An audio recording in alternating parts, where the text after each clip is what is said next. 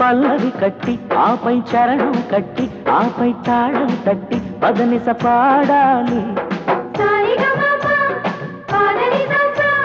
తబలా పట్టి ప్రకటిమి దరువులు కొట్టి ఆపై ముద్దులు పెట్టి ముచ్చటలాడాలి.